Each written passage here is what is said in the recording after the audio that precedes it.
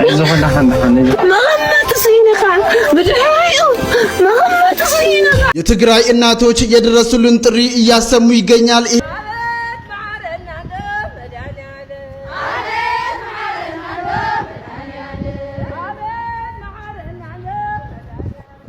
ملام الدقنا خنسن كلنا ግን አቤሎኩም አይበልኩም በፍላይና ታይማሽ ይኸውልህ ምንድነው የምትለው መሰለህ የኔ ልጅ አንድ ልጅ የተሰዋችብኝ የታለች ልጅ ብዬ ስጠይቅ አለችው አላማጣ ውስጥ ሻይ እየቸረቸረች ነው። አስቸኳይ የድረሱልን ጥሪ ከምስራቅ አርሲ ለሁሉም ኦርቶዶክሳውያን ምእመን። ሰላም ለእናንተ ይሁን። እንደምን አላችሁ? እንደምን ቆያችሁ? አሜን። የአምላካችን የልዑል እግዚአብሔር ስሙ የተመሰገነ ይሁን። በአዲስ ቪዲዮ ተመልሻለሁ። እንግዲህ በዛሬው ቪዲዮ የምንመለከተው በትግራይ ክልል ምንድነው የተፈጠረ የሚለው እንመለከታለን። በትግራይ የሚገኙ እናቶቻችን ጩኸት ያሳዝናል። የደረሱልን ጥሪ ለመላው ኢትዮጵያውያን አደርሰዋል። ምን ተፈጠረ በትግራይ? እናቶች ይህን ያህል በለቅሶና በዋይታ ሆነው የለመኑበት ምክንያት ምንድነው? ምን ሆኗል? ምን ተከስቷል? በዛሬው ቪዲዮ የምንመለከት ይሆናል። እንዲሁም ደግሞ ውድ ኦርቶዶክሳውያን አሁንም ድረስ ያላቆመው የኦርቶዶክሳውያን ግድያና መፈናቀል አሁንም ተጠናክሮ ቀጥሏል። ስለዚህ ጉዳይ የወጣ አዲስ መረጃ ወደ እናንተ የማቀርብላችሁ ይሆናል ማለት ነው። በዛሬው ቪዲዮ እኒህንና ሌሎችንም ቪዲዮዎች አዘጋጅቼላችኋለሁ። ሁላችንም ይህንን ቪዲዮ ላይክ ማድረግ እንጀምር።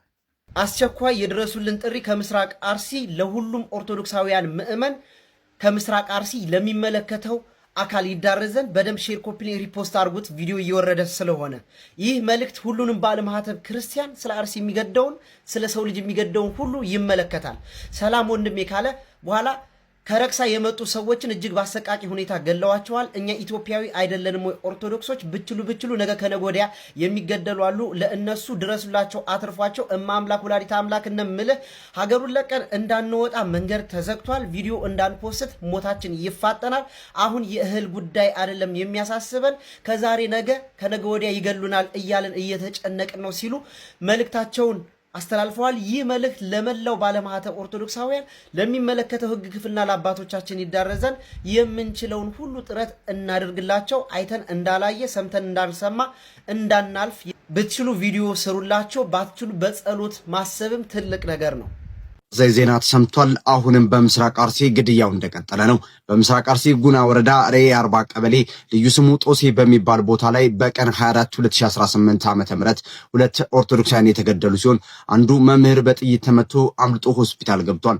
3 ኦርቶዶክሳውያን ታግተው ተወስዷል። ሟች መምህር ተስፋዬ ተሾመ አጋ ዕድሜ 42፣ ሟች ሚሚ ግርማ ዕድሜ 24 እና ባለ 2 ልጆች እናት በጥይት ተመቶ ሆስፒታል የገባው መምህር ብርሃኑ ለማ ይባላል። የ52 ዓመት ዕድሜ ሽማግሌ ናቸው። በሌላ በኩል በዛው በምስራቅ አርሲ ዞን መርቲ ወረዳ ፈረንክሳ ጃዊ ቀበሌ ልዩ ቦታው ሳጉሬ ቀርሳ የሚባል አካባቢ በ24 10ኛ ወር 2018 ዓ.ም ለ25 10ኛ ወር 2018 ዓ.ም አጥቢያ አቶ አባይ ታደሰ የሚባል ኦርቶዶክስ እምነት ተከታይ ተገድሏል። ታጣቂዎቹ የቀሲስ ደምሰው ሰለሞን የሚባሉ አባት ሴት ልጃቸው ምህረት ደምሰውን ግርማ ገርሱና ሐና ገዛኝ የምትባል እናት የ12 ዓመት ወንድ ልጇ አግተው ወስደውባታል። ሁላችሁም ይህንን ቪዲዮ ሼር ኮፒ ሊንክ ሪፖስት በማድረግ ድምጽ እንሆናቸው። ሁሌም ጩኸታችን ለውጥ የማያመጣው ጩኸን የማንሰማበት ምክንያት የአንድ ሳምንት ጉዳይ ስለምናደርገው ነው። አሁንም ድረስ ግድያው በዚህ መልኩ ተጧጥፎ ግድያ ስራቸው ሆኗል። በቃ መገደል ስራቸው ሆኗል። ገዳዮችን መግደልን ስራቸው አድርጓል። ኦርቶዶክሳውያን መግደል እነሱ እንደዚህ የተሳደዱ እንዲህ እየደከሙ እየተገደሉ ያልደከሙት እኛ ቪዲዮዎችን መመልከት፣ ቪዲዮዎችን ለሌሎች ማዳረስ፣ ድምጻችንን ዕለት ዕለት መጮህ፣ ጉዳያችን ሁሉ አርሲ እንዳይሆን ማን የከለከለ? ለምንድን ነው እንዲህ የማናደርገው? እንዲህ ያሉ ቪዲዮዎች ለምንድን ነው ሼር እያደረግን ምእመኑ እንዲነቃቃ ጩኸታችን አሁንም ወደፊት እንዲሆን ለምንድን ነው ማዳረግ? ይሄን ነገር እባካችን ሁላችንም ትኩረት ሰጠን ሐሳባችንም ጉዳያችንም አይኖቻችንም ልቦናችን ጆሮቻችን ሁሉ ከአርሲ ምድር ላይ መሆን መቻል አለበት። መፍትሄ እስክናገኝ ድረስ አብዝተን ወደ እግዚአብሔር መጮህ አብዝተን ጩኸታችንን ሊሰሙ ወደሚችሉ ኃይላት ሁሉ ልንጮህ ይገባል ማለት ነው። ሁላችንም በዚህ ጉዳይ ላይ ሐሳባችን እንስጥ፣ ሁላችንም እንነጋገር። ጉዳያችን አጀንዳችን አርሲ መሆን መቻል አለበት። እስኪ ወደ ትግራይ እናቶች ጩኸት ደግሞ የትግራይ እናቶች የደረሱልን ጥሪ እያሰሙ ይገኛል። ይህንን ቪዲዮ የሚመለከተው አካል እንዲያይላቸው ፎሎና ሼር አድርጉት።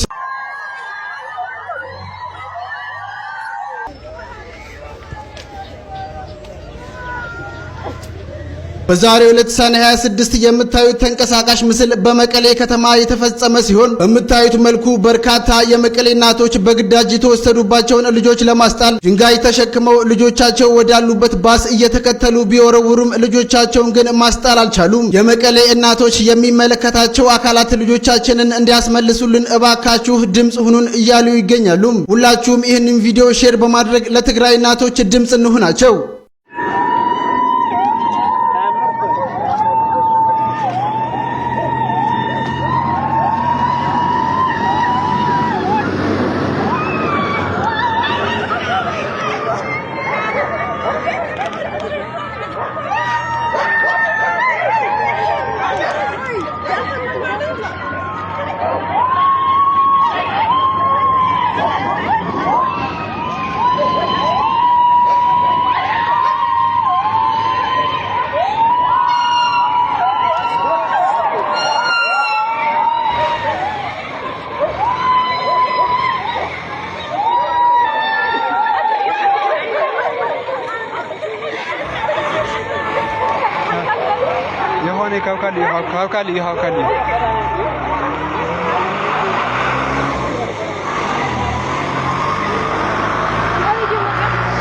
Hakali بس حد يرمى موجود يرتاح يوصلون له هذه مكاجزة جزاريو أتم يديك حالته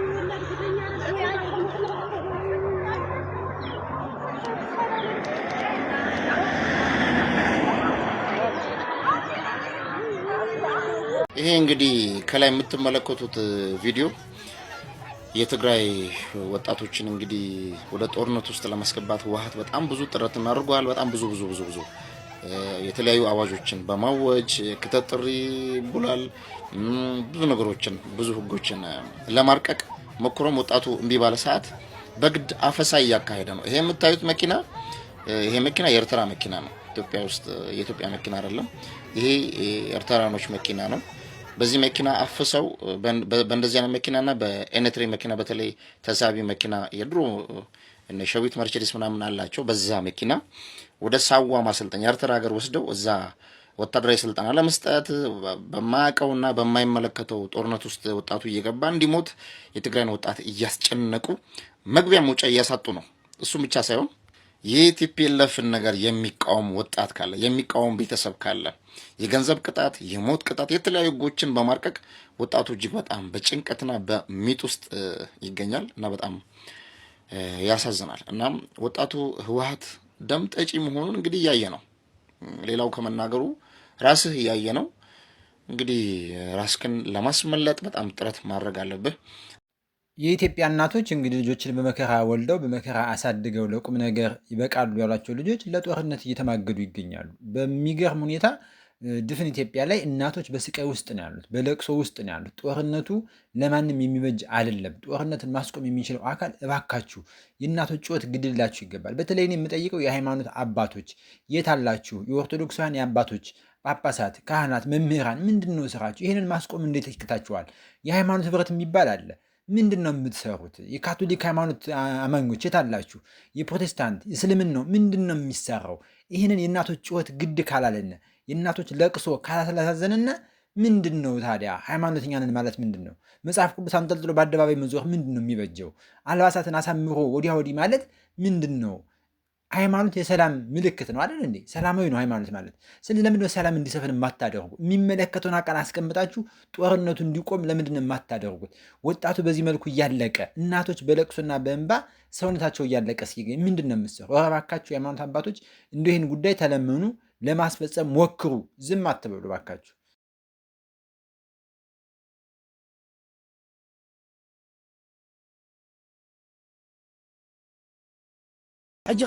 የትግርኛ ቋንቋ አላቅም ተናጋሪ አይደለም። ነገር ግን በታች ላይ ጽሁፍ ላይ ትርጉም ስላለ በደንብ ተመለከቱት። ምናልባት እንዴ በትርጉሙ የሚሉትን እነግራችኋለሁ። ስንት ልጆች ነበሩ ወለዱት ይላታል። 10 ልጅ ነበር። አዎ 10። ከዛ 3 ልጆች ነበሩ። የቀሩት ደግሞ የ8 የ7 ዓመት ልጆች ነበሩበት። እንደሞቱበት የተናገረች ነው። 10ም አልቀዋል። ዋይ እያሉ ለቅሶ ነበር።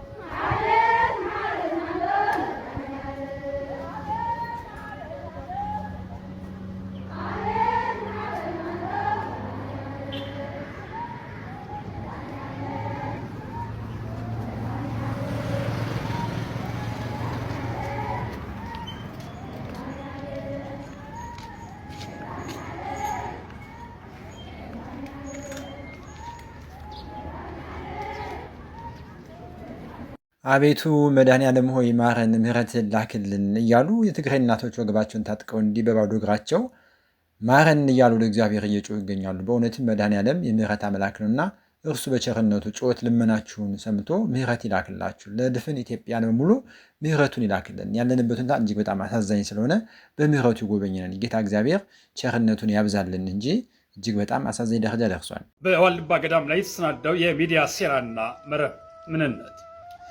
ዋልድባ ገዳም ዙሪያ በቅርቡ የተከሰተው የሚዲያ ትርኢት ገዳሙ ካለው ረቂቅ መንፈሳዊ ከፍታ አንጻር ተራ የዩቲዩብ ገቢና የእይታ ማሳደጊያ ሴራ የተሸረበበት ክስተት ነው።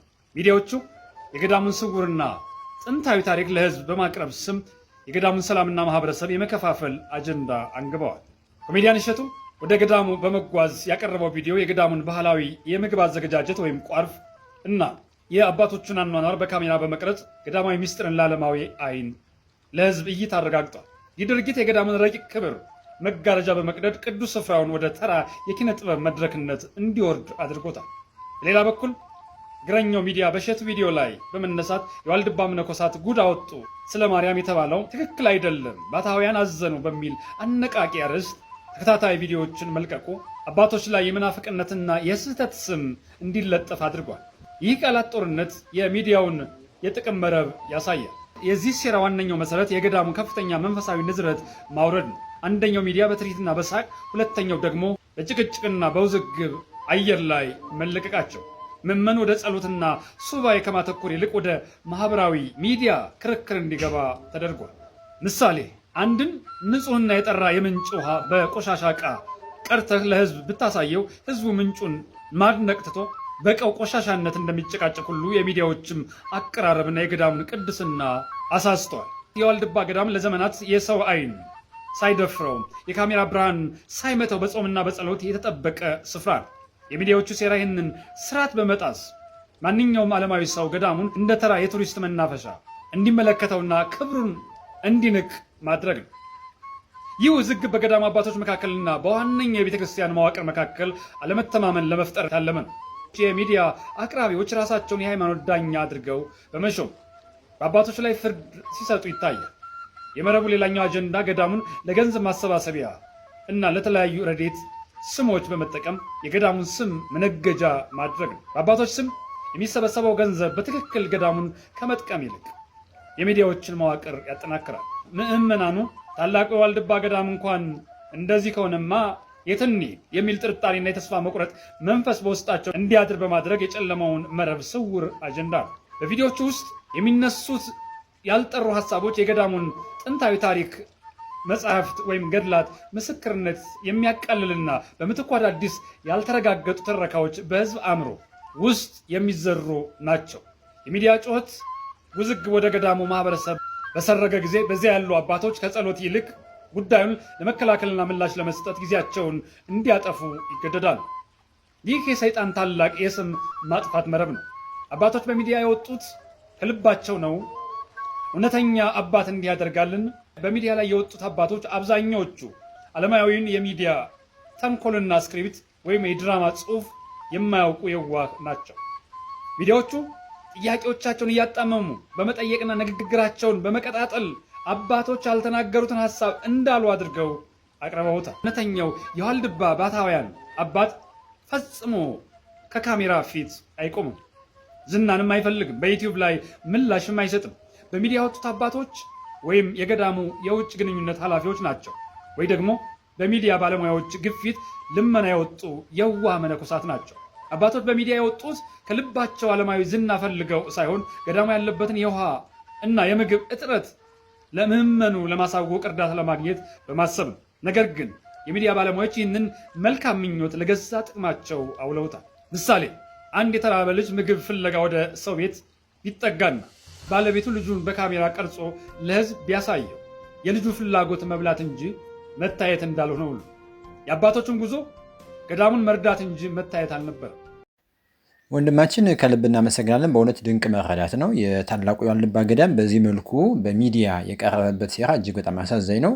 በሁለቱም የሚዲያ ባለቤቶች የቀረበው ሂደት ትክክል እንዳልነበረ በሰሞን ተገንዘበናል። በተለይ ደግሞ በዋነኝነት ምዕመናን የዋልድባ ገዳም አባቶች እንዲህ ምነካቸው ከሚል አላስፈላጊ ነገር መውጣት ያስፈልጋል። ምክንያቱም ነገሮች ሁሉ በሴራ እየተከናወኑ ኦርቶዶክሳዊት ቅዱስ ቤተክርስቲያን ላይ የሚደረገው ተንኮልና ደባ ሁሉ እጅግ በጣም የረቀቀና ስልታዊ በሆነ መንገድ ጥናት ተጠንቶበት አሁን በዚህ ጉዳይ ይጩሁ፣ አሁን በዚህ ጉዳይ ይንጫጩ እየተባለ የሚሰጥ መሆኑን መገንዘብ፣ እንዲህ ያሉ ሴራዎችን በጥልቀት እየተነተኑ ማየት መረዳት ያስፈልጋል ማለት ነው።